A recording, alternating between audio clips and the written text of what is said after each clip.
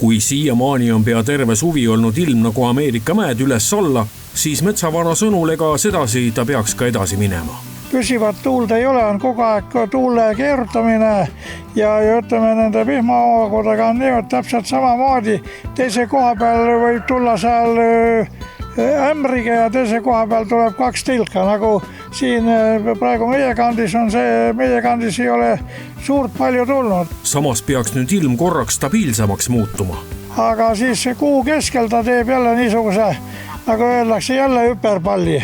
Ja ta ongi tavaliselt teinud, et noore kuuses teeb teatud ajal hüperpalli, enne kui tuleb jälle kuu ära vahetub, siis läheb paremaks ilm nii, et ma ütleks nii, et praegu pääsukesed ei ole veel punti löönud, hommikuti on siin tohutu pääsukuste kaskaad traadi peal, nad ei ole veel punti löönud, see tähendab seda, et suvi jätkub täie rauaga. No millal nüüd see aeg kätte võiks tulla, kus nii-öelda esimesed öökülmad meid kimbutama hakkavad? No ma kardan, et see on üsna kaugel.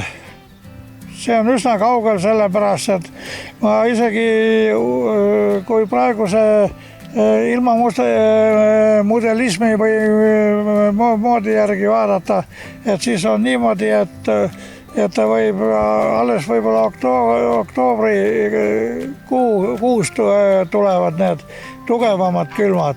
Ma usun, et terve september on ka ilus ja ma loodan, et põllumehed siiski saavad oma viljad kõik, nii palju kui neid on, ilusti ära võtta. Seda, milline ilm meile sügisel võiks tulla, saab vaadata ka vanarahva tarkuste järgi. Nimelt on täna lauritsapäev ning see näitavad sügise nägu. Kui praegu vaadata ilma, siin on päike paistab, tuult on, aga ilus sooj on ja päike paistab nii, et sügis peaks tulema pikk ja ilus.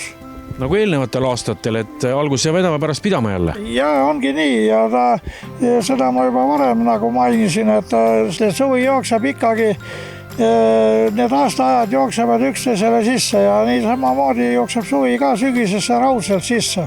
Nii et põhimõtteliselt võib öelda, et ilusat suveilma jätkub meile selleks aastaks veel küll ja küll. Seda küll.